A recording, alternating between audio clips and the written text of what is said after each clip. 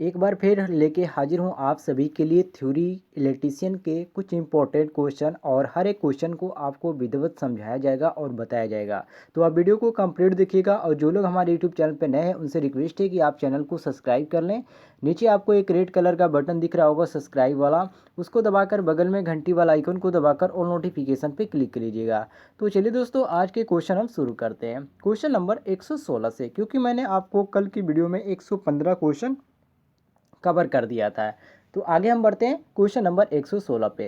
कह रहा है क्वेश्चन, सुचालकों में विद्युत चुंबकीय तरंगों का वेग है। दोस्तों देखिए, यहाँ पर उच्च दिया गया, निम्न दिया गया, बहुत कम या अत्यधिक उच्च कम दिया गया। तो हम कहेंगे कि जो यहाँ पर सुचालक होते हैं उसमें क्या होता है, विद्युत चुंबकीय तरंगों का जो वेग होता है वो उच्च होता है। जैसे कि हम मान लें, जो शुद्ध चालक होते हैं उसमें आपका चांदी आता है, सोना आता है, एल्युमिनियम आता है, और भी बहुत सारे इसमें आते हैं जिसमें तरंगों का जो वेग होता है वो अधिक होता है। तो यहाँ पर हम क्वेश्चन के अनुसार मारेंगे, ऑप्शन नंबर जो ए दिया गया हमारा, ये ए ऑप्शन हमारा बिल्कुल करेक्ट आंसर हो जाएगा। कलर चेंज कर देता हूँ, यहाँ पर देखिए, तो ए ऑप्शन यहाँ पर हमारा बिल्कुल करेक्ट आंसर हो जाएगा। आइए आगे बढ़ते हैं हम क्वेश्चन नंबर 117 पे। कह रहा है क्वेश्चन, किसी कुंडली का कुंडल प्रतिरोध निम्नलिखित द्वारा बढ़ाया जा सकता है। फेरों की संख्या बढ़ाकर, या पतले तार का प्रयोग करके, या फेरों की संख्या बढ़ाकर या पतले तार का प्रयोग करके, या क्रूड सामग्री को बदलकर। तो देखिए दोस्तों, किसी कुंडली का जो प्रतिरोध है, ठीक है, उसका फेरों की संख्या बढ़ाकर या पतले तारों का प्रयोग करके हम बढ़ाया जा सकता है, मतलब कि इसको हम बढ़ा सकते हैं। तो दोनों इसको क्रियाओं को ध्यान रखिएगा, दोनों तरीकों से हम कर सकते हैं। और इसमें यदि अब रीजन पूछ दिया जाए कि क्यों ऐसा किया जाता है, तो हम कहेंगे कि जितने फेरों की संख्या बढ़ेगी, कॉइल का जो इंडक्टेंस होगा उतना ही बढ़ेगा, और जितना पतला वायर का प्रयोग किया जाएगा उतना रेजिस्टेंस जो होगा उतना ही अधिक होगा। क्योंकि आप सभी को मालूम है, जो इसका यहाँ पर सूत्र होता है, सूत्र के अनुसार भी आप जानना चाहें तो जान सकते हैं। आर आर बराबर रो एल बाई ए होता है, ठीक है। ये सूत्र सभी को मालूम होगा, जो IITI कर रहे हैं या किसी भी टेक्निकल एग्जाम की तैयारी कर रहे हैं वो लोग इस सूत्र को जानते हैं, जिसमें आर प्रोपोर्शनल टू 1/A होता है, ठीक है। आगे बढ़ते हैं हम। तो यहाँ पर हमारा जो सही हो जाता है क्वेश्चन के अनुसार ऑप्शन नंबर जो सी दिया गया है, फेरों की संख्या बढ़ाकर, ये हमारा बिल्कुल करेक्ट आंसर दिया गया है। उम्मीद है दोस्तों आपको क्वेश्चन समझ में आ गया होगा। चलिए नेक्स्ट क्वेश्चन पे हम आते हैं। नेक्स्ट क्वेश्चन है, 6 ओम के 3 प्रतिरोधक इस प्रकार जुड़े हुए हैं जिनके एक त्रिभुज बन गया, ठीक है, मतलब कि एक त्रिभुज बन गया है 6 ओम के 3 प्रतिरोध से। मान लीजिए 6 ओम के यहाँ पर एक त्रिभुज है, ठीक है, इसमें आपका 6 ओम, मतलब कि यहाँ पर एक 6 ओम है, यहाँ पर एक 6 ओम है, और यहाँ पर आपका 6 ओम है, और ये इसको मान लीजिए BC, ठीक है। ये आपका त्रिभुज होगा जिसमें आपका छः के 3 प्रतिरोध जुड़े हुए हैं, जो कि एक आपका यहाँ पर त्रिभुज बन जाता है। और आगे इसमें पूछा जा रहा है कि किन्हीं दो कोणों के बीच का प्रतिरोध क्या होगा। किन्हीं दो मतलब कि कोई ऐसा नहीं है कि A और C के या A और B के, मतलब कि कोई एक को आप बता सकते हैं। तो इसको निकालने के हम क्या करेंगे, पहले तो मैं फिगर बना देता हूँ, नहीं तो आप कंफ्यूज हो जाएंगे। तो देखिए, इसका जो यहाँ पर फिगर बनेगा इस तरह, थोड़ा सा वीडियो लंबा हो जाएगा, यहाँ पर थोड़ा सा समझाने में यहाँ पर लेट होता है, और वीडियो क्या होता है थोड़ा सा लेंथ हो जाता है। अब देखिए, यहाँ पर 6 ओम है, ये आपका प्रतिरोध है, और यहाँ पर एक प्रतिरोध मान लीजिए 6 ओम है, और यहाँ पर आपका एक है नीचे की साइड, तो ये आपका 6 ओम है। तो हमसे मान लीजिए हमको निकालना है इन दोनों के बीच की दूरी को, तो आप कैसे निकालेंगे। तो इसको निकाल लेते हैं। ये आपका 6 ओम है और ये आपका 6 ओम है, ठीक है। तो B और C का यहाँ पर हम निकाल लेते हैं। तो यहाँ पर 6 और यहाँ पर 6 है, तो ये आपका किस क्रम में है, तो इसको आप निकाल सकते हैं आसानी से 1/R के अनुसार। यह सूत्र आपको जो भी आप समझ में आता है उस सूत्र से आप निकाल सकते हैं। इसका सूत्र बहुत ही आसान है, 1/R बराबर 1+2 अपान, ये आपका हो जाएगा कितना, 12। अब दोस्तों देखिए, आसानी से हम निकाल सकते हैं, R बराबर कितना हो जाएगा, 4 ओम हो जाएगा। क्यों, क्योंकि ये आपका जो 6 हो जाता है यहाँ पर त्रिभुज में, ये आपका 6 और 6 ये श्रेणी में है, तो ये आपका जुड़ जाएगा, तो 12 हो जाएगा, ठीक है। और 12 हो जाएगा, तो यहाँ पर हमने 12 पहले ही रख दिया है, जो कि आप देख सकते हैं मैंने डायरेक्ट कर दिया, ताकि यहाँ पर जल्द से जल्द क्वेश्चन खत्म हो जाए। और यदि आप इसको लगाना चाहते हैं 6 और जो 12 आ गया है ये आपका समांतर में है, तो अब समांतर के लिए हम क्या करेंगे। अब देखिए दोस्तों, यहाँ पर बहुत लोग कह रहे हैं इसको दोबारा लगा दीजिए। देखिए पहले यहाँ पर क्या होगा, ये आपका एक, इसको मैं हर बार यहाँ पर कर देता हूँ, ये देखिए 6 ओम है और 6 ओम है, तो ये आपका सीरीज में हो गया, ठीक है। तो ये आपका सीरीज में हो गया, तो इसको हम क्या करेंगे, 6 + 6 ये, ठीक है। तो ये हमारा क्या हो जाएगा, यहाँ हमारा 12 हो जाएगा, ठीक है। ये आपका श्रेणी में है, तो अब देखिए ये आपका और ये आपका किस में हो गया, पैरेलल में हो गया। तो अब हम क्या करेंगे, तो 1/r से हम लगाएंगे 1/r बराबर 1 ये आपका 12 प्लस 1/6, क्योंकि आप सभी को मालूम है समांतर का सूत्र क्या होता है, 1/rn बराबर 1/r1 r2 1/r2 plus 1/r3 data data data infinity तक होता है। ठीक है, तो इस तरह आप निकाल सकते हैं। तो ये आपका 12 और 6, तो इसको आप करेंगे तो ये आपका आ जाएगा कितना, इसीलिए मैं डायरेक्ट कर देता हूँ, ज़्यादा यहाँ पर लेंथ हो जाता है। तो 1/r बराबर 1 + 2 ये आपका हो जाएगा 12। तो ये आपका कितना हो जाएगा, 2 और 3 और 4 3 12, तो r बराबर कितना हो जाएगा 12, सॉरी 4 आ जाएगा। तो यहाँ पर देखिए हमारा जो ऑप्शन मैच कर रहा है वो कौन सा मैच कर रहा है, तो ऑप्शन नंबर यहाँ पर हमारा सी मैच कर रहा है। तो सी ऑप्शन हमारा बिल्कुल करेक्ट आंसर हो जाएगा। कुछ लोगों को समझ में नहीं आया होगा, लेकिन आप ध्यान से इसको समझेंगे, जिस तरह मैं बताया हूँ उस हिसाब से आपको समझ में आ जाएगा। उम्मीद है आपको क्वेश्चन समझ में आया होगा। आगे बढ़ते हैं, क्वेश्चन नंबर 119 पे कह रहा है क्वेश्चन मृदु सोल्डर का संयोजन होगा, मतलब कि जो मृदु सोल्डर है उसका जो संयोजन होगा कैसा होगा, कि कितने प्रतिशत इसमें आपका शीशा होगा, कितने प्रतिशत इसमें टीन होगा, इसी तरह के यहाँ पर क्वेश्चन पूछ रहा है। तो हम कहेंगे कि मृदु सोल्डर का जो संयोजन होता है जिसमें आपका 37%, कितना प्रतिशत, 37% आपका टीन होता है। ठीक है, और जो लेड होता है वो आपका कितना होता है, 63% इसमें लेड होता है। तो यहाँ पर देखिए जो कि यहाँ पर हमारा दिया गया है ऑप्शन में, यहाँ पर ए ऑप्शन हमारा बिल्कुल करेक्ट हो जाता है कि 37% जो आपका है ये आपका टीन होता है।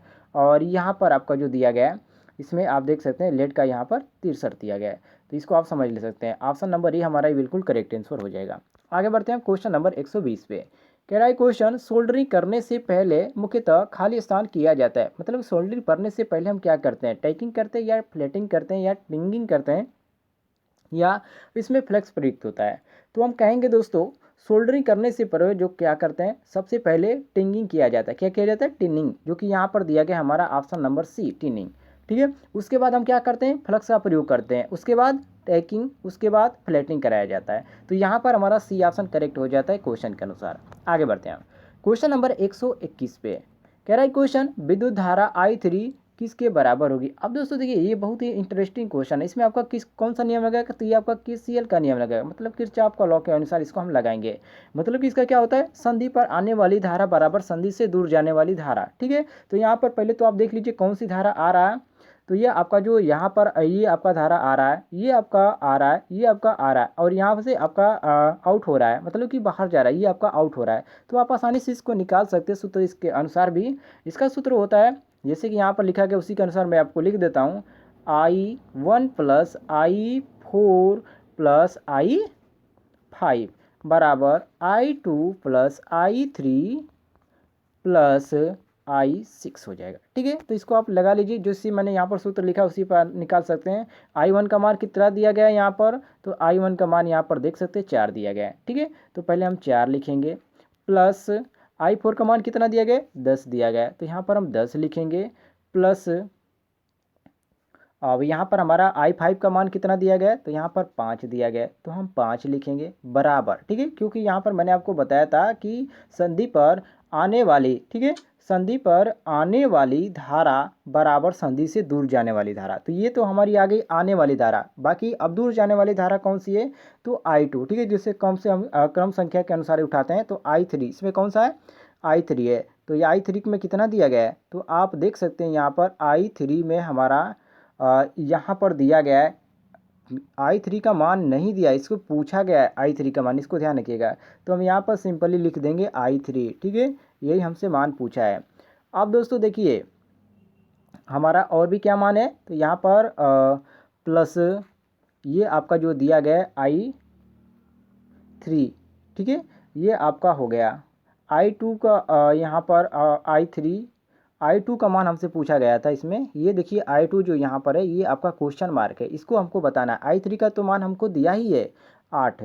ठीक है, ये आपका I3 का मान हो गया, तो ये हमारा 8 हो जाएगा, प्लस और यहाँ पर हमारा I6 का मान कितना दिया गया, तो 2 दिया गया। अब आसानी से आप इसको लगा सकते हैं दोस्तों, इसको लगाइए। तो I3 को हम पहले बाहर निकाल देते हैं, सारे जोड़ कर घटा कर 10 4 5 और यहाँ पर 8 + 2 है। ठीक है, तो I3 को हम बाहर निकालेंगे, तो I3 बराबर हो जाएगा हमारा कितना 19 और वहाँ पर हो जाता था हमारा 8 दूनी 10, तो ये हमारा 10, तो यहाँ पर 19 माइनस 10 हो जाएगा, तो I3 बराबर कितना आ जाएगा 9 एम्पियर आ जाएगा। अब देखिए यहाँ पर ऑप्शन में क्या हमारा 9 एम्पियर दिया गया है, तो बिल्कुल यहाँ पर दिया गया है, ऑप्शन नंबर सी हमारा बिल्कुल करेक्ट आंसर हो जाएगा। उम्मीद है दोस्तों आपको क्वेश्चन समझ में आया होगा, यदि आपको नहीं समझ में आया होगा तो कमेंट पे जरूर पूछ लीजिएगा। आइए आगे बढ़ते हैं हम क्वेश्चन नंबर 122 पे। कह रहा है क्वेश्चन प्रतिबाधा का व्युत्क्रम कहलाता है प्रवेश्यता या धारिता या प्रतिरोध या चालकता। दोस्तों बहुत ही आसान क्वेश्चन है। प्रतिबाधा का जो व्युत्क्रम होता है वो प्रवेश्यता होता है, और जो चालकता का जो व्युत्क्रम होता है वो आपका प्रतिरोध होता है, जिसको यदि आप सूत्र के अनुसार भी जानना चाहते हैं तो y बराबर 1/z होता है। तो यहाँ पर क्वेश्चन के अनुसार हमारा सही हो जाता है ऑप्शन नंबर जो यहाँ पर ए दिया गया हमारा, ये ए ऑप्शन बिल्कुल करेक्ट आंसर हो जाएगा। आइए नेक्स्ट क्वेश्चन पे आते हैं। क्वेश्चन नंबर 123 पे कह रहा है क्वेश्चन 4, 6 और 10 ओम के 3 प्रतिरोध श्रेणी क्रम में जोड़े जाते हैं और इन्हें 200 वोल्ट की आपूर्ति की जाती है। 4 ओम के प्रतिरोध पर वोल्टेज ड्रॉप होगा 100, यहाँ पर वोल्ट दिया गया, और यहाँ पर दिया गया आपका कितना 400 वोल्ट, और यहाँ पर सी ऑप्शन दिया गया है 60 वोल्ट, और डी ऑप्शन दिया गया कितना 400 वोल्ट। देखिए ध्यान से, क्वेश्चन बहुत ही इंपॉर्टेंट है इसे ये। अब देखिए इसको हम लगाएंगे कैसे, तो यहाँ पर आप पहले ध्यान से देखिए कुछ कह रहा है 4, 6 और 10 ओम के प्रतिरोध किसमें है, श्रेणी क्रम में है। तो जो तीनों श्रेणी क्रम है तो हम क्या करेंगे 4 + 6 + 10, क्या कितना हो जाएगा 6 और 4 10, और ये 10 कितना हो गया 20 ओम हो गया। अब देखिए यह तो हमारा आ गया 20 ओम। अब यहाँ पर हमसे क्या पूछ रहा है कि 200 वोल्ट की आपूर्ति की जाती है, तो 4 ओम के प्रतिरोध पर वोल्टेज तब पात होगी, तो कितने की आपूर्ति की जाती है 200 की।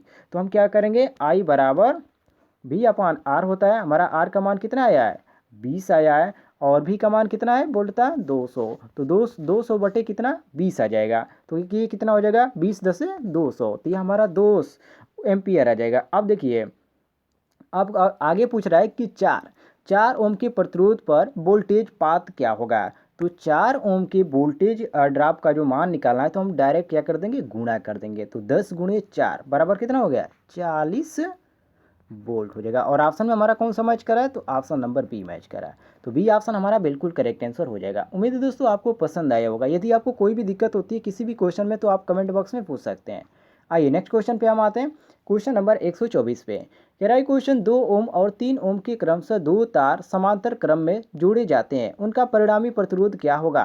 0.12 ओम या 2.2 ओम या 1.2 ओम या 4.2 ओम। वेरी वेरी इंपॉर्टेंट है दोस्तों। देखिए ये भी क्वेश्चन बहुत ही इंपॉर्टेंट है। इसको अब लगाने के लिए क्या करेंगे, देखिए 2 और 3 ठीक है, ये किस क्रम में समांतर में है, तो समांतर के लिए हम सूत्र लगाते हैं R इक्वल, ठीक है R इक्वल R1 × R2 अपान R1 + R2 से लगाते हैं, ठीक है। आप सभी को सूत्र याद होना चाहिए, इसी सूत्र से हम आसानी से बहुत सारे सवाल लगा सकते हैं। तो यहाँ पर हो जाएगा R1 × R2 मतलब कि 2 × 3 बटे R1 + R2 मतलब कि 2 + 3 2 + 3 हो जाएगा, तो ये आपका हो जाएगा 6 और ये 3 × 2 = 5। तो आप देखिए ये आपका 6/5 आ गया, मतलब कि दशमलव में जाएगा 1.2 ओम आ जाएगा, ठीक है। तो यहाँ पर देखिए ऑप्शन में हमारा 1.2 कितना दिया गया है, ऑप्शन नंबर सी दिया गया है, तो ये सी ऑप्शन हमारा बिल्कुल करेक्ट आंसर हो जाएगा। आगे बढ़ते हैं नेक्स्ट क्वेश्चन पे। क्वेश्चन नंबर 125 पे कह रहा है क्वेश्चन द्विगामी सिंगल पोल स्विच निम्नलिखित का कनेक्शन नियंत्रित करता है, मतलब किस चीज़ का ये कनेक्शन जो नियंत्रित करता है। तो आप सभी को मालूम है कि जो द्विगामी होता है वो सिंगल पोल स्विच मतलब कि एक तार को 2 स्थितियों में क्या करता है कंट्रोल करता है, मतलब नियंत्रित करता है। इसलिए यहाँ पर हमारा जो ऑप्शन में दिया गया बी ऑप्शन, ये क्वेश्चन के अनुसार हमारा बी ऑप्शन बिल्कुल करेक्ट आंसर हो जाएगा। नेक्स्ट क्वेश्चन पे और आते हैं। क्वेश्चन नंबर 126 पे कह रहा है क्वेश्चन चुंबकीय अभितार रिले को तापीय अभितार रिले के द्वारा किस प्रकार तुलना की जाती है। हिट सीडेड यहाँ पर दिया गया, और भी बहुत सारे फास्ट स्लो और भी यहाँ पर बिगर इन साइज में दिया गया। तो हम कहेंगे कि चुंबकीय ओवरलोड रिले की तुलना में जो तापीय ओवरलोड रिले होता है वो धीमी होती है, इसलिए यहाँ पर हिट सीडेड हमारा बिल्कुल करेक्ट आंसर हो जाता है। आगे बढ़ते हैं हम नेक्स्ट क्वेश्चन पे। क्वेश्चन नंबर 127 पे, तो ये आपका जो 26 वाला था ये तो इसमें स्लो होना चाहिए, हमने यहाँ पर ए वाला भी ऑप्शन पर क्लिक कर दिया, तो इसको ध्यान रखिएगा ये हमारा रॉन्ग हो जाएगा, तो ये हमारा डी ऑप्शन करेक्ट हो जाएगा स्लो में, क्योंकि चुंबकीय ओवरलोड रिले की तुलना में जो तापीय ओवरलोड होता है वो धीमे होता है, मतलब कि स्लो होता है, इसलिए यहाँ पर हम डी ऑप्शन करेक्ट मारेंगे। आते हैं क्वेश्चन नंबर 127 पे। कह रहा है क्वेश्चन 3 सेलों में से प्रत्येक का विद्युत वाहक बल मतलब ईएमएफ जिसको हम इलेक्ट्रोमोटिव फोर्स बोलते हैं ई है तथा प्रतिरोध आर है, इन्हें प्रतिरोधक आर के साथ समांतर क्रम में संयोजित किया गया है। अतः संयोजन में से प्रवाहित धारा का मान निम्नलिखित में से किसके बराबर होगा। मतलब यहाँ पर सूत्र आपसे पूछ रहा है किसका जो प्रवाहित होगा वो किसके बराबर होगा, ये आपके सामने सूत्र है। ठीक है, अब देखिए इसमें हम क्या कहेंगे कि 3 सेलों में से प्रत्येक का जो विद्युत वाहक बल ई है, ठीक है, इसको ई से डिनोट किया जाता है जो विद्युत वाहक बल होता है। ठीक है, और यहाँ बैक ईएमएफ के लिए ईबी से किया जाता है, बहुत सारे लोगों को कन्फ्यूजन होगा इसलिए मैंने आपको बता दिया। अब देखिए जो प्रतिरोध होता है वो आर स्मॉल आर होता है, जिन्हें कि प्रतिरोध जो कि कैपिटल आर होता है उनके साथ समांतर में संयोजित किया जाता है। इसलिए इसका जो सूत्र बनता है 3E/3R+R होता है। अर्थात यहाँ पर जो हमारा ऑप्शन नंबर बी दिया गया है ये बी ऑप्शन हमारा बिल्कुल करेक्ट आंसर दिया गया है। आइए नेक्स्ट क्वेश्चन पे आते हैं हम, क्वेश्चन नंबर 128 पे। कह रहा है क्वेश्चन 1.5 वोल्ट की 4 सेल समांतर में लगाई गई है, इनकी आउटपुट वोल्टेज होगी, वेरी वेरी इंपॉर्टेंट है दोस्तों। देखिए यदि सेलों के समांतर समूहन में सभी सेलों का जो विद्युत वाहक बल है ये समान होता है तो हमारा जो सूत्र क्रिएट होता है ई टी बराबर ई हो जाता है। ठीक है, या ई बराबर हम जो ई का मान दिया गया 1.5, तो यहाँ पर ई टी बराबर हमारा कितना हो जाएगा 1.5 हो जाएगा। सूत्र के अनुसार भी आप निकाल सकते हैं। तो यहाँ पर हमारा सही हो जाता है ऑप्शन नंबर जो यहाँ पर हमारा दिया गया है ये ऑप्शन, ये हमारा बिल्कुल करेक्ट आंसर हो जाता है। आइए नेक्स्ट क्वेश्चन पे हम आते हैं। नेक्स्ट क्वेश्चन है कि वोल्टोइक अथवा लांसे सेल में पॉजिटिव इलेक्ट्रोड के चारों ओर हाइड्रोजन अन्यास का एकत्र होना मतलब क्या कहलाता है। तो देखिए दोस्तों बेकेलाइट, ठीक है, बेकेलाइट का नाम आपने सुना होगा। तो बोल्टाइक और बेकेलाइट बहुत अंतर होता है। तो यहाँ पर बोल्टाइक के बारे में पूछा गया है। तो बोल्टाइक जिसको हम लांसे सेल बोलते हैं उसमें पॉजिटिव जो इलेक्ट्रोड होते हैं उनके चारों ओर हाइड्रोजन आयन का एकत्र होता है। और इसमें क्या होता है, इसमें जो क्षुद्राच्छादन जो दोष होता है वो आपका समाप्त करने के लिए एनोड के चारों ओर मैग्नीज जिसको हम डाई ऑक्साइड बोलते हैं वो उस चूर्ण से भरा जाता है। तो यहाँ पर हमारा क्वेश्चन के अनुसार सही हो जाता है ऑप्शन नंबर जो बी दिया गया हमारा ध्रुवाच्छादन। ठीक है, तो ये हमारा बी ऑप्शन बिल्कुल करेक्ट आंसर हो जाता है। आइए नेक्स्ट क्वेश्चन पे आते हैं, क्वेश्चन नंबर 130 पे।